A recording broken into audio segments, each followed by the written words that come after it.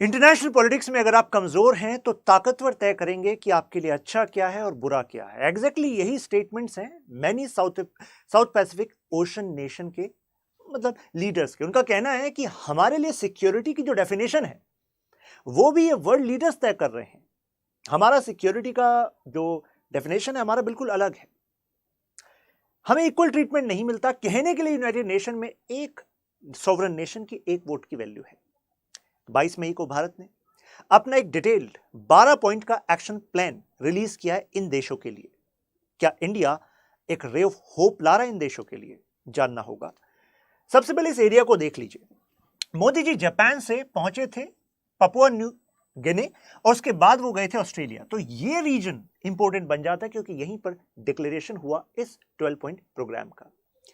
ये पूरा एरिया ये साउथ पैसिफिक ओशन रीजन है और ये जो आप देश देख रहे हैं आपको छोटे छोटे आइलैंड दिख रहे होंगे, लेकिन कलेक्टिवली 15 मिलियन स्क्वायर किलोमीटर का इनका एक्सक्लूसिव इकोनॉमिक जोन है। दो कारणों से इंपॉर्टेंट हो गए, एक तो लोकेशन और एक वोट। लोकेशन किस वजह से जरूरी है? अगर आप सप्लाई लेन्स की बात करें तो यहीं से होकर जाना है, और अगर कॉन्फ्लिक्ट में है आप चाइना देश जैसे देश के साथ और वो अपने बेसिस को यहां पर बना रहा है, मतलब कोशिश कर रहा है, वही से स्टोरी को हमें जानना है आज के वीडियो में। तो जाहिर सी बात है in time of conflict China can cut off the supply which is in need in northern America और जापान और इन अदर नेशंस। तो यानी कि स्ट्रेटेजिकली इंपॉर्टेंट हुआ कि नहीं हुआ। दूसरा है वोट। इंडिया चाहता है reforms in international organisations. United nation general assembly में एक नेशन की एक वोट की वैल्यू तो है, तो collectively number of vote India के फेवर में होंगे कि नहीं होंगे अगर इन देशों के साथ हमारे संबंध बेहतर होंगे। हम इनको 3 पार्ट में डिवाइड करते हैं, ध्यान दीजिएगा। यह है माइक्रोनेशिया, यहां पर मार्शल आइलैंड क्रेबेटी आपको दिख रहे हैं। यह है मेलानेशिया और यहां पर है पोलिनेशिया। कन्वेंशनली ये जो माइक्रोनेशिया वाला रीजन है यहां पर बेस रहा है स्ट्रॉन्ग यूएसए का, और मेलानेशिया एंड पोलिनेशिया में जिम्मेदारी एक तरीके से यूएसए ने देकर रखी थी ऑस्ट्रेलिया और न्यूजीलैंड को। लेकिन रिसेंटली पॉलिसी में चेंज हुआ और अब हम यूएस की प्रेजेंस यहां पर भी देख रहे हैं। पोलिनेशिया में टोंगा रीजन में अलग से एक एम्बेसी क्रिएट की गई। तो जानेंगे ये भी क्यों हुआ। तो स्टोरी की शुरुआत करते हैं थोड़ा बैकग्राउंड से। इंडियन ओशन पैसिफिक ये पूरा इंडो पैसिफिक है। कहा जाता है जैसे इंडिया प्रोमिनेंट है इंडियन ओशन में, ऐसी ऑस्ट्रेलिया प्रोमिनेंट है साउथ पैसिफिक ओशन में। यहां इंडिया की लीडरशिप, यहां ऑस्ट्रेलिया की लीडरशिप, और India Australia Japan USA together countering China's expansion in this reason.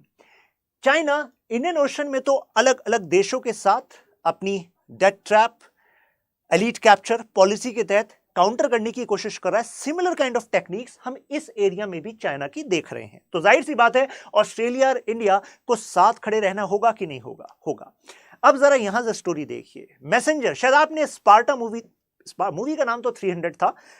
Sparta में आता है एक मैसेंजर, कहता है कि रहमदिल बादशाह, यहां पर रहमदिल बादशाह हुए शी जिनपिंग, रहमदिल बादशाह का पैगाम लेकर आया हूं। यह है former foreign minister of China Mister Wang Yi. तो पिछले साल की बात है, ये पैगाम लेकर पहुंचते हैं मैसेंजर की तरह सोलोमन आइलैंड के पास।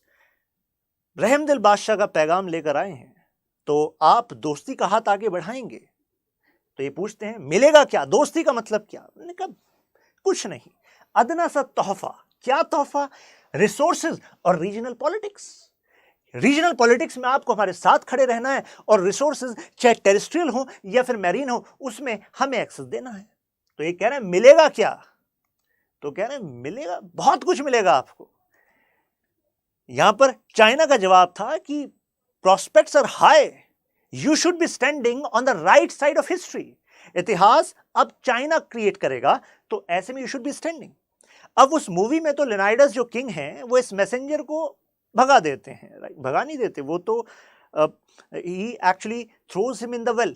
लेकिन यहां पर जाहिर सी बात है पावर डायनेमिक्स को आप समझ रहे होंगे, तो वैंग यी के पीछे शी जिनपिंग, तो ऐसा तो होता नहीं। और साथ में यहां पर एक पॉजिटिव स्टेटमेंट दिखती है। तो मतलब सोलोमन इज सेइंग कि हाँ, हम हिस्ट्री के राइट साइड पर खड़े होना चाहते हैं। और इसी समय पर लास्ट ईयर फिर एक डॉक्यूमेंट चर्चा में आता है, जिस डॉक्यूमेंट में security agreement between China and Solomon चर्चा में आता है।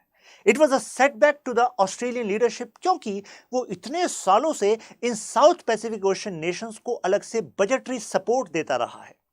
जब नेचुरल कैलेमिटीज आती हैं तो अपने दरवाजों को खोलता रहा है, यानी कि जो इमिग्रेंट जो इश्यूज है उसमें भी सपोर्ट करता रहा है। ये जो एरिया है ये टोटल पैसिफिक है और इस पैसिफिक को हम रिसोर्स हब कह सकते हैं। देखिए रिसोर्स हब, कितने सारे देशों में यहां से रिसोर्सेज एक्सपोर्ट हो रहे हैं। अब जरा इनका रीजनल पॉलिटिकल स्टैंड देख लीजिए। ये जो आपको डार्क में दिख रहा है रेडिश कलर में, ये उन देशों का नाम जो रिकॉग्नाइज करते हैं बीजिंग को। हम कह रहे हैं बीजिंग वर्सेस ताइवान, क्योंकि ताइवान भी कहता है ना मैं असली चाइना हूं। ताइवान कहता है I am Republic of China, और यहां पर बीजिंग कहता है पीपल रिपब्लिक ऑफ चाइना मैं हूं और you should stand with me. Taiwan तो मेरा पार्ट है, you should except one China policy. तो जो आप डार्क वाले पार्ट में देख रहे हैं ये ताइपे को रिकॉग्नाइज करते हैं, मतलब ये कहते हैं नहीं नहीं ताइवान अलग देश है। और जो रेड देख रहे हैं ये कहते हैं नहीं नहीं वन चाइना पॉलिसी, चाइना मतलब बीजिंग, मतलब वहीं से चलता है। तो यानी कि रीजनल पॉलिटिक्स, अगर चाइना यहां पर एंटर कर रहा है, चाइना यहां पर एक्सपेंड कर रहा है, तो चाइना चाहता है कि ये जो आप ये वाले पार्ट देख रहे हैं, ये जो Kiribati, Marshall Island, Nauru, Tuvalu, Solomon Island, ये सब चाइना को रिकॉग्नाइज करने लगे, ताइवान को रिकॉग्नाइज ना करें। अब ये कर क्या रहे हैं? क्रिबेटी की सुनिए। क्रिबेटी पिछले कुछ सालों में मल्टीपल टाइम्स अपनी पोजीशन को चेंज कर चुका है। देखिए switch diplomatic position regarding Taiwan. अब वाकई देखा जाए तो क्रिबेटी का ताइवान से क्या लेना देना? क्रिबेटी का कोई वहां इन्वेस्टमेंट नहीं और ताइवानीज कंपनी का भी कोई यहां पर बेस नहीं, तो क्रिबेटी अपने स्टैंड क्यों चेंज कर रहा है? तो कहा जा रहा है कि देखो it's not about geopolitics, it's about economic need. ये तो इकोनॉमिक्स और सर्वाइवल है। क्रिबेटी जैसे देशों को सर्वाइव करना है, क्लाइमेट चेंज, वाटर लेवल ऊपर आ रहा है, ये तो डूब जाएंगे। नौरू जैसे देश, मतलब नौरू ये समझ लीजिए कि कितने सारे भारत के जो शहर हैं वो नौरू से बड़े हैं, राइट? तो ऐसे देशों को चाहिए इकोनॉमिक सपोर्ट। तो ये एक्चुअली क्या करते हैं, ये इस टेक्निक का इस्तेमाल करते हैं सो दैट चाइना सोचेगा अच्छा ये कौन है बार बार ताइवान कर रहा है, अच्छा चलो अब तुम पर नजरे करम करेंगे, तुम्हें इकोनॉमिक सपोर्ट देंगे। तो it is for economic aid that these nation engage into this politics. वो इसमें वो इस फायर में नहीं आना चाहते, क्रॉस फायर में नहीं आना चाहते। अब क्रिबेटियन का देखिए क्या कहना है। तो यूनाइटेड नेशंस में उनका परमानेंट रिप्रेजेंटेटिव है, उनका कहना है कि जो ग्लोबल पावर्स हैं जैसे यूएसए है, चाइना है, इंडिया भी इस एरिया में एक ग्लोबल पावर है, इनका कहना है कि ये देश अपने हिसाब से सिक्योरिटी की डेफिनेशन बता रहे हैं। तो इन देशों को कहना है कि भाई तुम्हें चाइना से खतरा है। तो क्रिबेटी जैसे देश कहते हैं हमें क्या खतरा है, हमें तो इकोनॉमिक एड प्रोवाइड कर रहा है, हमें क्या खतरा है चाइना से। हमें अगर किसी से खतरा है वो है ड्रॉट से, हमें अगर खतरा है तो अनरेगुलेटेड फिशिंग से, क्लाइमेट चेंज से। सिक्योरिटी की इन डेफिनेशंस को एक्सेप्ट कीजिए और हमारा साथ दीजिए। तो क्रिबेटी जैसे देशों को कहना है क्रिबेटियंस व्हाट इज सिक्योरिटी। तो इनका कहना हमारे लिए सिक्योरिटी भाई अपने मैरीन रिसोर्सेज, टेरेस्ट्रियल रिसोर्सेज को प्रोटेक्ट करना, अपने लैंड को प्रोटेक्ट करना, और जो चैलेंजेस ये झेल रहे हैं पैसिफिक ओशन के नेशंस, उन चैलेंजेस की बात करना। अभी मैं उन चैलेंजेस पर जाऊंगा, पहले let's complete the story. China और सोलोमन ने ये एग्रीमेंट किया और उसके बाद देखिए एक्सपर्ट्स क्या कह रहे हैं। सोलोमन ने कहा कि आपकी जो मिलिट्री वेसल्स है ना वो हमारे तरफ से आकर जा सकते हैं, means they can actually have a stop over Solomon. यानी कि ऑस्ट्रेलिया के करीब साउथ पैसिफिक में चाइना के मिलिट्री वेसल्स को एक जगह मिल गई अपने आप को डॉक करने की। हालांकि सोलोमन ने कहा कि नहीं नहीं, इट्स नॉट लाइक कि China is building military base, हम we are outrightly rejecting it. China ने कहा कि देखो एक और तुम्हें फायदा देते हैं, तुम्हारी खुद की मिलिट्री। वो कह रहा है कहाँ मिलिट्री सर, यहाँ अपने लोगों को सपोर्ट करने में पैसा नहीं है, तो तुम्हारी अपनी पुलिस बहुत वीक है। सोलोमन कह रहा है बिल्कुल सही कहा सर आपने, तो आपके लिए पुलिस एकेडमी खोलेंगे, ट्रेनिंग देंगे। सोलोमन कह रहा है ठीक है। चाइना कह रहा है एक और ऑफर देते हैं तुम्हें, अगर तुम्हारे यहाँ पर कभी डोमेस्टिक क्राइसिस हुआ तो हमारे साथ एग्रीमेंट साइन करो कि चाइना की फोर्सेस आएंगी तुम्हें प्रोटेक्ट करने। सोलोमन कह रहा है मतलब क्या हुआ, ये तो कुछ ऐसा लग रहा है कि इस बहाने आप कुछ मिलिट्री कू तो नहीं करा देंगे कि अपनी फोर्सेस को यहां पर स्टेशन कर देंगे। चाइना कह रहा है नहीं नहीं, हमारी पीएलए नहीं आएगी, वो तो हमारे कोस्ट गार्ड आएंगे, कोस्ट गार्ड आके आपके कोस्टल सपोर्ट देंगे, प्लस डोमेस्टिक जो लॉ एंड ऑर्डर उसमें भी सपोर्ट कर देंगे। तो सोलोमन इज लाइक कि नहीं, इस पे मुझे थोड़ा सोचना पड़ेगा। अब जैसे ही ये डॉक्यूमेंट रिलीज हुआ उसके बाद जो आसपास के देश है उसमें खलबली मच गई। ऑस्ट्रेलिया इज लाइक ये क्या हो रहा है, हमारे बराबर में अपनी फोर्सेस को स्टेशन करने का तरीका है ये तो। अदर ऑब्जर्व्स का कहना है कि यहां से अमेरिका ऑस्ट्रेलिया के जो शिप्स जाएंगे उन शिप्स को चाइना काउंटर कर सकता है by this strategy in South Pacific Ocean, right. तो यहां पर अब देखिए इन्होंने क्या करा, टोंगा, यहां पर ये जो है टोंगा, तो मैंने आपको बताया था कि पहले टोंगा पर यूएस एक्सप्लिसिटली अपनी कोई फॉरेन पॉलिसी नहीं रख रहा था कि यार हम यहां पर अपनी एम्बेसी रखेंगे, ठीक है, ऑस्ट्रेलिया न्यूजीलैंड तुम जरा इस एरिया को देखो, लेकिन इसके बाद इन्होंने टोंगा में अलग से एम्बेसी खोलने की बात कर दी। अब जरा देखिए ये है 1 नवंबर 1943 की बात, यानी कि मैं वर्ल्ड वॉर टू की बात कर रहा हूं, क्योंकि 39 से 45 तक वर्ल्ड वॉर 2 था। उस समय इस एरिया को देखिए कैसे डिवाइडेड है। इस तरफ आपको दिख रहा है जापान और यहां पर दिख रहा है आपको इंग्लैंड, ऑस्ट्रेलिया और यूएस। तो इस पार्ट को ये खुद कंट्रोल करते थे, देखिए सोलोमन, राइट, और इसके इधर वाला पार्ट ये जापान, और जापान चाइना तक कंट्रोल रखता था। अब चाइना यहां पर एक सेंटिमेंट का इस्तेमाल कर रहा है, जो सेंटिमेंट कई सारे इन साउथ पैसिफिक ओशन नेशंस के अंदर, इनकी हिस्ट्री में यह है कि जापानीज फोर्सेस ने यहां पर एक्सप्लॉयटेशन किया था।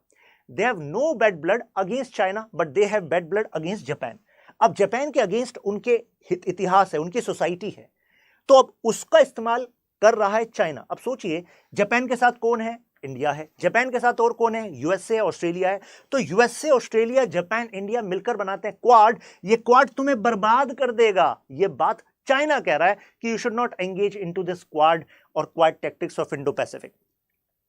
जैसे ये वर्ल्ड वॉर 2 खत्म हुआ, उसके बाद से ये जो रीजन है बेनाइन बन गया, यानी कि इसकी इतनी कोई रिलेवेंस थी नहीं जियोपॉलिटिक्स में। लेकिन जब से चाइना ने अपने आप को एक्सपेंड करना स्टार्ट किया इस एरिया में, अब ये फिर से जियोपॉलिटिकल हॉटस्पॉट बन चुका है। अब जरा देखिए यहां पर करीब 13 मिलियन पॉपुलेशन है, right, 15% of the world surface ये कहा जा सकता है, और EEZ काफी ज्यादा क्रिटिकल है। अब क्योंकि छोटे छोटे एरियाज हैं और रिमोट एरियाज हैं, तो इनको एक दिक्कत पेश आती है कि कोई कंपनी यहां पर ट्रेड करना है तो कितना छोटा सा सामान लेकर क्यों आएगा कोई, तो यहां पर जो इन्फ्लेशन है वो हाई रहेगा, भाई ये तो बेसिक इकोनॉमिक्स है।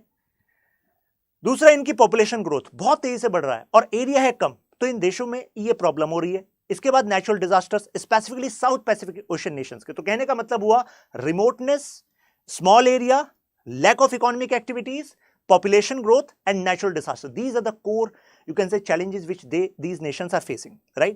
अब चाइना यहां पर क्या कर रहा है, चाइना DDTE का इस्तेमाल कर रहा है, यानी कि डी से डिप्लोमेसी। अरे आप हमारे साथ हाथ मिलाओ, हम आपके साथ सपोर्ट करेंगे आपको, हमें कुछ नहीं चाहिए वापस, हम म्यूचुअल इंटरेस्ट वाली ही बात करते हैं। डेट, उधार। अब यहां पर कई सारे साउथ पैसिफिक ओशन नेशंस का कहना है कि भाई अगर हमें उधार देना चाहते हो तो हमारे नीड वाली चीजों के लिए दो, हमें बजटरी सपोर्ट की जरूरत है, जिससे कि हम खुद तय करें कि उस पैसे को हम कहां खर्च करेंगे। चाइना कहता है नहीं नहीं, अरे बकवास है, क्या खुद थोड़ा ना तय करते हैं बजट में पैसा लेके चाइना से कहां तय करेगा। अगर चाइना पैसा देता है तो किसके लिए देता है, इंफ्रास्ट्रक्चर के लिए देता है, पता नहीं है क्या आपको। Now South Pacific Ocean nations are saying पता तो है लेकिन हम नहीं चाहते ना, आप दो, बदनाम हो आप, डेट ट्रैप में घेर लेते हो। चाइना कह रहा देखो पैसा मिलेगा लेकिन इसी के लिए मिलेगा, अब बताओ चाहिए कि नहीं चाहिए। तो इट्स लाइक कि भाई पैसा लेना है तो इस बहाने एयरपोर्ट और अगर पोर्ट बन जाए तो चाइना इज सेइंग अरे टूरिज्म बढ़ जाएगा, तो दे आर सेइंग कि यार ये बात तो ठीक कह रहे हैं। अब इसमें कॉन्ट्रैक्ट किसकी कंपनी को मिलेगा, चाइना की कंपनी को मिलेगा, तो चाइना इस डेट का इस्तेमाल कर रहा है, फिर ट्रेड का इस्तेमाल कर रहा है कि आपकी जरूरतें वहां से पूरी होंगी। कई सारे देश आपको प्रोवाइड नहीं कर पाते ना वो जरूरतें वाली चीजें।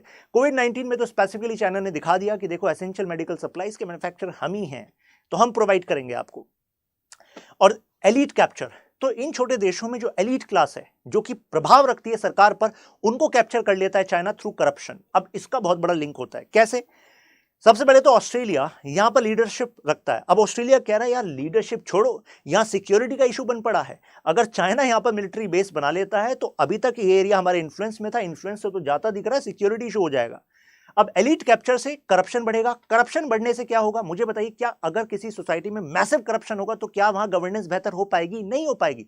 अगर पुअर गवर्नेंस होगी तो मुझे बताइए जनता के अंदर इनस्टेबिलिटी आएगी कि नहीं आएगी? अब इस इनस्टेबिलिटी से चाइना को फर्क नहीं पड़ेगा, लेकिन फर्क सबसे ज्यादा किसको पड़ेगा? ऑस्ट्रेलिया को पड़ेगा। चाइना तो है बहुत दूर, ये लोग हैं बराबर में, यहां से बोट लेंगे और आ जाएंगे। एग्जाम्पल देता हूं, जैसे PNG जहां पर मोदी जी गए थे, पपुआ न्यू गिनी, ये और ऑस्ट्रेलिया के बीच में मात्र 6 किलोमीटर का गैप है। 6 किलोमीटर से ज्यादा तो आपका ऑफिस होगा, राइट?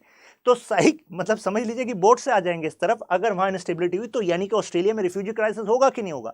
ऐसी अदर नेशंस में है, कोई 1000 किलोमीटर दूर है, कोई 500 किलोमीटर दूर है, कोई 250 किलोमीटर दूर है। तो ऑस्ट्रेलिया कह रहा है प्रॉब्लम तो मेरे लिए है ना, तो कुछ लोग ये भी कहते हैं कि शायद चाइना ये डेलिबरेटली करना चाहता है। ऑस्ट्रेलिया तुम लीडर बनना चाहते हो ना, तो लीडर की तो खासियत होती है ट्रबल्स में साथ खड़ा रहता है। तो ऐसे में यूएसए के कुछ एनालिस्ट का कहना है कि अगर ऑस्ट्रेलिया को सही में यहां पर लीडरशिप शो करनी है तो उसको इंटरवेंशनिस्ट पावर बनना होगा, यानी कि intervene so that you can restore stability when there is instability. तो you cannot have instability in this area. कोविड-19 के बाद तो चाइना को से मिल गया। चाइना ने कहा कि देखो कोई नहीं है तुम्हारा, बेसहारों का सहारा चाइना हमारा। अब इंडिया का जरा 12 पॉइंट एक्शन प्लान देख लें, यानी कि 12 वो चीजें जो भारत कर रहा है। एक तो ये सुपर स्पेशलिटी हॉस्पिटल, पूरा खर्चा भारत दे रहा है फिजी में। फिजी ऐसा देश है, फिजी कह रहा है यार कुछ तो बात हुआ है पिछले कुछ समय में। 36 सालों में पहली बार यूएस के जो सेक्रेटरी ऑफ स्टेट हैं वो फिजी में पधारे। फिर इसके बाद चाइना इंटरेस्ट ले रहा है, इंडिया इंटरेस्ट ले रहा है, तो फिजी सोच रहा है यार फिर तो इन देशों में आपस में पंगा रहे ठीक ही है, कम से इस बहाने ये हॉस्पिटल्स मिल जाते हैं, राइट। हम यहाँ पर डायलिसिस यूनिट स्टैब्लिश कर रहे हैं, ये सी एम्बुलेंसेस दे रहे हैं। यहाँ पर जयपुर फुट कैंप स्टार्ट किया, ये एक्चुअली सीएसआर मतलब कॉर्पोरेट सोशल रेस्पॉन्सिबिलिटी के तहत किया गया, यानी कि भारत सरकार भी है, कई प्राइवेट कंपनीज भी हैं, और ये जयपुर फुट काफ़ी फेमस है, तो ये वहाँ पर जो डिफरेंटली एबल्ड पॉपुलेशन है उसको सपोर्ट दे रहे हैं। इसके बाद जन औषधि सेंटर्स, फेमस प्रधानमंत्री Jan Aushadhi Yojana, generic medicine, cheap and best medicine वो यहाँ पर हम उपलब्ध करवा रहे हैं। योगा सेंटर्स खोल रहे हैं जिससे कि इंडिया की सॉफ्ट पावर यहाँ पर आए। सेंटर फॉर एक्सेलेंस हमने ओपन कर रहे हैं यहाँ पर पीएनजी में, जहाँ पर अभी मोदी जी गए थे। हम इनको यहाँ पर साइबर सिक्योरिटी का हब बनाना चाह रहे हैं, रीजनल इंफॉर्मेशन टेक्नोलॉजी हब बनाना चाह रहे हैं कि आसपास के साउथ पैसिफिक ओशन के देशों में जो आईटी सेक्टर है वो आपके यहाँ से प्रमोट हो, यहाँ पर आईटी सर्विसेज आप दें। तो मुझे बताइए कमाई बढ़ेगी कि नहीं बढ़ेगी? बढ़ेगी पीएनजी की। ऐसे ही थोड़ी ना वो पैर छू रहे थे मोदी जी के, फायदा हो रहा है ऐसा करने से। 24/7 emergency helpline in Fiji. Project for development of SME sector, यानी कि स्मॉल मीडियम एंटरप्राइज को डेवलप करने के लिए आपको क्या चाहिए? Unit capital, India is going to provide capital. Machinery, unit capacity development, यानी कि unit training. So enhancing these capacity, we are doing this program. We have done these kind of programs in Africa and they brought tangible changes. तो यहाँ पर भी हम उसी strategy का इस्तेमाल कर रहे हैं।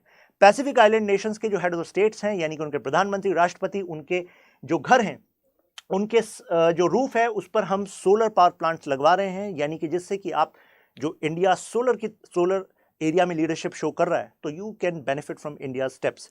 वाटर स्कैसिटी इन रीजन्स में बहुत ज़्यादा है, जैसे हमारे यहाँ तो भाई पेरेनियल रिवर्स हैं, सीजनल रिवर्स हैं, वहाँ पर ऐसा नहीं है। तो ऐसे में we are establishing desalination centres, जैसे कि Israel is having great technology, India ने उस टेक्नोलॉजी को अडॉप्ट किया, we are sharing that. Sagar Amrit scholarship के तहत 1000 आईटेक स्कॉलरशिप हैं, यानी कि हम टेक्नोलॉजी के फील्ड में वी आर सपोर्टिंग दिस। तो जो मैंने आपको बताया वही यहाँ पर लिखा हुआ है, ये 12 पॉइंट प्रोग्राम है टुवर्ड्स पैसिफिक, साउथ पैसिफिक। अब जरा रियलिटी चेक करते हैं कि चाइना जितना प्रभाव इस एरिया में शो कर रहा है, फैक्ट क्या बता रहे हैं? क्या चाइना का एक्चुअल प्रभाव है या चाइना केवल पावर प्रोजेक्शन कर रहा है? तो रिजल्ट ये बता रहा है कि ये अभी तक चाइना केवल मियर डेवलपमेंट पार्टनर है। जैसी वो सोलोमन वाली बात हाइप हुई थी, उसके बाद USA, Australia, Japan, India, everyone was reaching out to Solomon कि क्या ही कर रहे हो तुम। सोलोमन सिंह ये जो फोर्स भेजने वाला बात है ना, तो मुझे भी पसंद नहीं आई, मैं भी इस पर देख रहा हूं। ट्रेडिशनल पार्टनर की तरह ही काम कर रहा है। नो पैसिफिक नेशन एक्सेप्ट वानुअटू, इसके अलावा किसी और ने 2018 के बाद से कोई भी नया उधार नहीं लिया है। इन देशों को पता लग गया है कि ये डेट ट्रैप पॉलिसी है, इन्फ्लेशन बढ़ जाता है अल्टीमेटली। अभी तो पैसा आ जाता है, लेकिन लॉन्ग टर्म में जब चाइनीज कंपनी के पास कंट्रोल आ जाता है तो they are getting cheap products and inflation is high. Cheap financing options अब जो है पैसिफिक नेशंस को इंडिया, यूएसए जैसे देशों से भी उपलब्ध हैं, तो इससे स्पिलओवर बेनिफिट जो है फिर इनको इंफ्रास्ट्रक्चर में मिलेगा। तो यानी कि हम बिग इंफ्रास्ट्रक्चर के डेट के तले इनको नहीं दबाना चाहते, हम कैपेसिटी डेवलपमेंट चाहते हैं। इस बात को ये भी समझने लग गए हैं, राइट। इनकी डिजायर है बजटरी सपोर्ट, और बजटरी सपोर्ट में जो ऑस्ट्रेलिया है वो आगे बढ़कर आ रहा है, और पैसिफिक में जो हमारी स्ट्रेटजी है वो ऑस्ट्रेलिया को बैक कर रही है। तो कंक्लूजन के तौर पर हम कह सकते हैं कि कोविड-19 वाला जो क्राइसिस है वो एक मेजर चेक है कि अलग अलग ऐसे देश जो कि बहुत ज़्यादा डिपेंडेंट है दूसरे देशों पर या टूरिज्म पर, तो इनका भी ख्याल इंटरनेशनल फाइनेंसिंग एफर्ट्स के थ्रू करना पड़ेगा, नहीं तो ये देश ऐसे में किसी दूसरे देश की जियोपॉलिटिकल जो एक्सपेंशन की नीयत है उसके तहत ये आ सकते हैं। तो खैर हमारा इंडो पैसिफिक की स्ट्रेटजी इज क्वाइट क्लियर। तो ऐसे में अभी पैसिफिक नेशंस चाइना के उतने प्रभाव में फिलहाल नहीं आएंगे as per the status which is now. देखते हैं आगे क्या होता है। खैर discuss the strategic significance of Pacific island nations for India. तो मुझे लगता है कि ये जो कंटेंट है इससे आपको इसमें अंडरस्टैंडिंग मिली होगी। 12 पॉइंट प्रोग्राम के बारे में भी यहाँ पर आप कोट करेंगे।